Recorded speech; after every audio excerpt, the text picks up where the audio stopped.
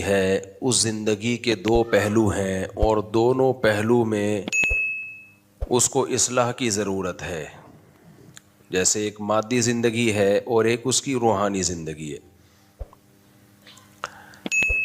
Video نہیں بنائے، لکھا ہوا ہے نا. تو مادی زندگی میں بھی اگر وہ ہدایت حاصل نہیں کرتا، اس پر تو بہت دفعہ بیان ہو چکا ہے، میں اس سے آگے کی چیز آج بیان کروں گا کہ مادی زندگی میں بھی اس کو ہدایت کی ضرورت ہے اور روحانی زندگی میں بھی اس کو ہدایت کی، گائیڈنس کی ضرورت ہے. پھر جب اس کو گائیڈنس مل جائے، صحیح راستہ مل جائے، چاہے اس کا مادی زندگی سے تعلق ہو یا روحانی زندگی سے تعلق ہو، تو صرف ہدایت مل جانا کافی نہیں ہوتا، بلکہ ہدایت پر چلنے کے لیے اس کو اپنے نفس کے خلاف، اپنی خواہشات کے خلاف قربانی کی ضرورت ہوتی ہے. آج دونوں طرف سے گمراہیاں ہیں، ہدایت بھی نہیں مل رہی ہے تو غلط مل رہی ہے، اور جن کو صحیح مل رہی ہے وہ اس پہ چلنے کی کوشش نہیں کر رہے، صرف ان کے علم میں ہے کہ صحیح کیا ہے اور غلط کیا ہے. چلنے کے لیے ہمت چاہیے، حوصلہ چاہیے، تو وہ ٹھس ہو جاتے ہیں وہاں کے، نہ ہمت نہ حوصلہ. دین اور مذہب میں یہ پالیسی بنائی ہوئی ہے کہ میٹھا میٹھا ہپ ہپ اور کڑوا کڑوا تھو تھو. یہ مثال آپ نے اردو میں سنی ہوگی نا، کہ جو دین آپ کی خواہش کی تکمیل کا ذریعہ بنے بس اتنا تو دین صحیح ہے، جو دین آپ کے اگینسٹ جا رہا ہے وہ. اس کی عام مثال یہ ہے کہ میں نے بڑے بڑے مذہبی گھرانوں میں یہ چیز دیکھی ہے کہ صبح و شام شریعت شریعت شریعت، لیکن جب بہنوں کی وراثت کا مسئلہ آتا ہے تو پھر ڈیلے کرتے ہیں اس کو. آپس کے جھگڑے جب ہوتے ہیں تو پھر اللہ اس کے رسول کو حکم نہیں بناتے، اسلام سے فیصلہ نہیں کرواتے.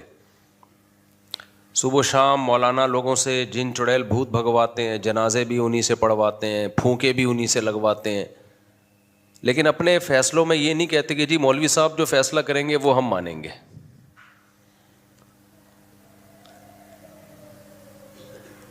چند دن پہلے ایک نکاح کی تقریب میں جانا ہوا تو ان بیچاروں کی کم بختی آئی ہوئی تھی، انہوں نے کہیں سادگی سے تقریب منعقد کی، بارات نہیں رکھی. انہوں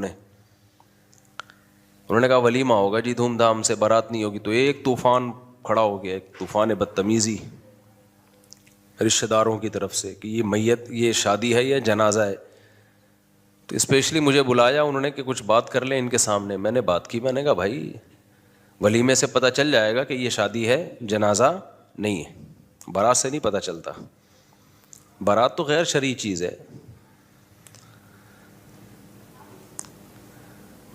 میت پہ رسومات دیکھ لیں آپ، اچھے اچھے دینداروں کو ہم نے دیکھا ہے، صبح شام تقریریں بھی ہوں گی.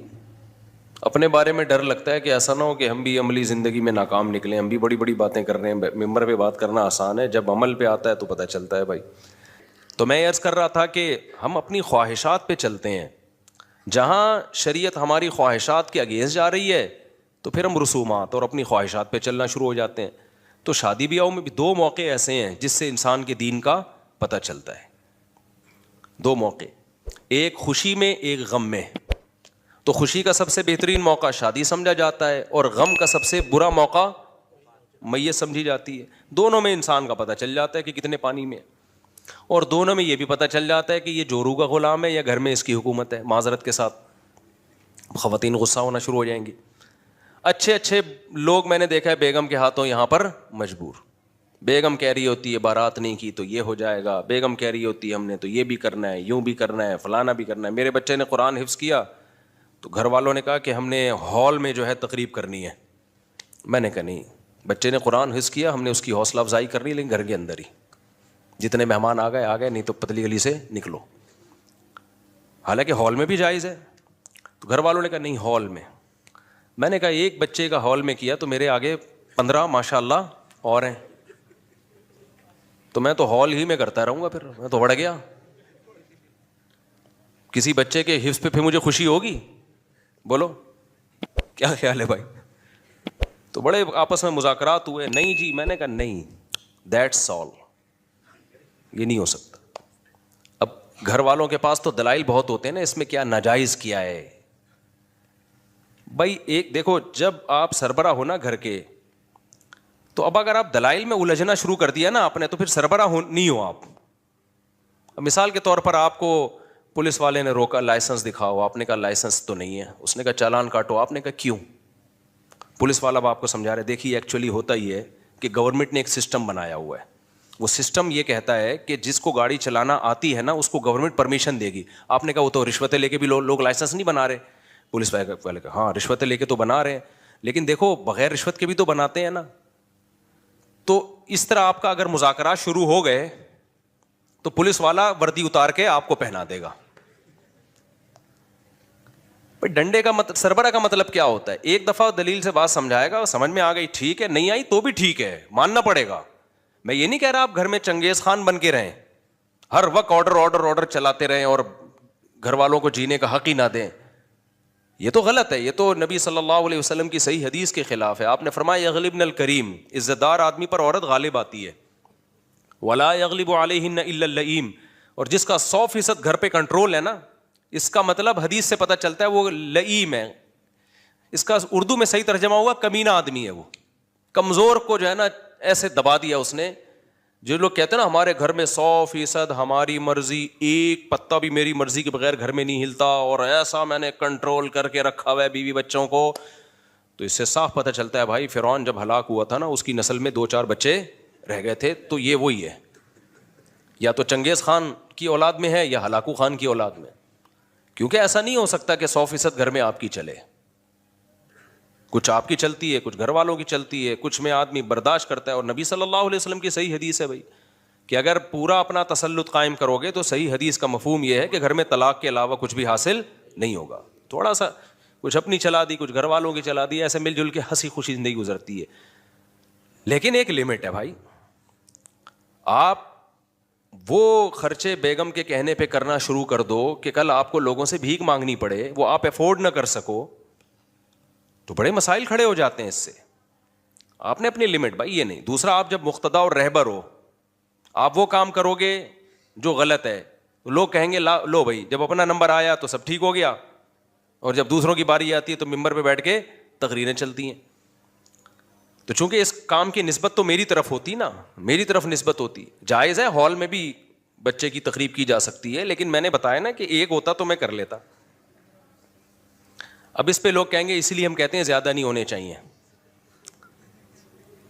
تو اولاد کے ہونے کی جو نعمت ہے نا, اس کی وجہ سے 2-4 تقریبات اگر آپ مس کر دو تو یہ کوئی اتنی بڑی بات نہیں ہے. یہ دنیا میں اس سے بڑا کون بے وقوف ہوگا جو اولاد جیسے گفٹ کو اس لیے روکے کہ میں ہال میں تقریب نہیں کر سکتا. تو پاگل پنے کی علامت. اب دیکھو ہمارے بچے جب جوان ہوں گے تو میری بہوؤں کی تعداد بھی کتنی ہوگی ماشاء اللہ, ہول سیل کے حساب سے بہویں ہوں گی, ایک نہ ایک تو کام کی نکلے گی نا خدمت والی. داماد ہول سیل کے حساب سے ہوں گے, ایک نہ ایک تو انسان کا بچہ نکلے گا خدمت والا. کیا خیال ہے؟ تو خوشیاں چھین لی ہیں آپ سے ان لبرل لوگوں نے, سیکولر لوگوں نے, توکل بھی چھین لیا, اللہ پہ اعتماد بھی چھین لیا. کیسے کیسے واقعات سامنے آتے ہیں نا, میں دل چاہتا ہوں ان کو کیمروں کے سامنے لاؤں میں ان لوگوں کو, اور ان کو کہوں کہ اپنا انٹرویو کیمرے میں ریکارڈ کرواؤ کہ ہم نے نسل روکی تھی اور آج ہم بھگت رہے ہیں.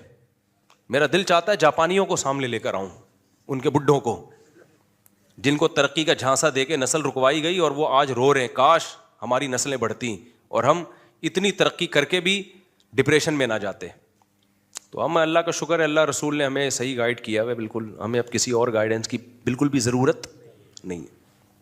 تو خیر, تو میں یہ عرض کر رہا تھا کہ 2 موقع ہیں جس پہ انسان کا پتہ چلتا ہے خوش ہے یا غم زدہ ہے. ایک موقع کون سا ہے بھائی؟ خوشی کا موقع. ایک غم کا موقع. خوشی میں اکثر شادی کی مثالیں دی جاتی ہیں, آپے سے باہر ہو جاتے ہیں لوگ. اللہ میاں نے دیکھو انسان کی کیا مثال دی ہے, ان الانسان خلق ہلوعا اذا مسہ الشر جزوعا واذا مسہ الخیر منوعا. اللہ نے فرمایا انسان بڑا جلد باز ہے, اعتدال میں نہیں رہتا, ہر موقع پہ آپے سے باہر. میں حرم میں تھا, میں پچھلے سال عمرے پہ گیا نا, تو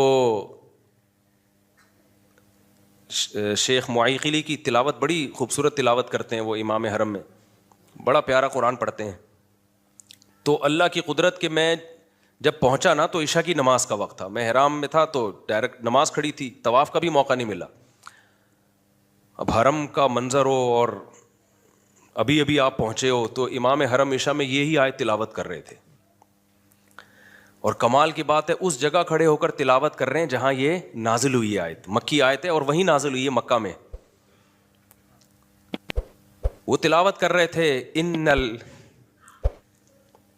اس وقت جو میری کیفیت تھی وہ میں ہی جانتا ہوں.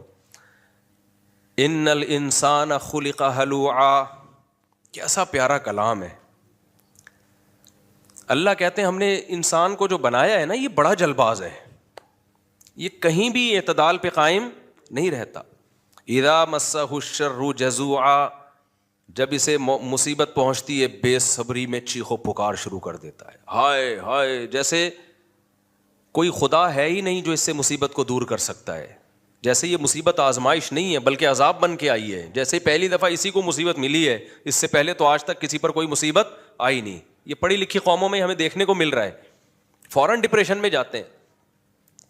اذا مسہ الشر جزوعا, فرمایا جب کوئی مصیبت پہنچتی ہے آپے سے باہر ہو جاتا ہے. میتوں میں دیکھو نا ایسے ایسے اچھل اچھل کے ہا ہو کر رہے ہوتے ہیں. وَإِذَا مَسَّهُ الْخَيْرُ مَنُوعًا, فرمایا جب خوشی پہنچتی ہے کنجوس بن جاتا ہے, اپنی خوشیوں میں دوسروں کو شریک نہیں کرنا. پیسہ آ گیا نا, اس فکر میں لگتا ہے کسی کو پتہ نہ چلے, ایسا نہ ہو مجھ سے چندہ مانگ لے, ایسا نہ ہو کوئی بیوہ آ جائے بہن کہ سنا ہے آج تمہاری تنخواہ ڈبل ہو گئی ہے تو میرے بچے کیا ہیں, بھوکے ہیں. جب پیسہ آتا ہے خوشیاں آتی ہیں کنجوس بن جاتا ہے, اترانے لگتا ہے, دوسرے مقام پہ آتا ہے اترانے لگتا ہے, دماغ اوپر کی سیٹنگ کیا ہو جاتی ہے, آؤٹ, تکبر میں.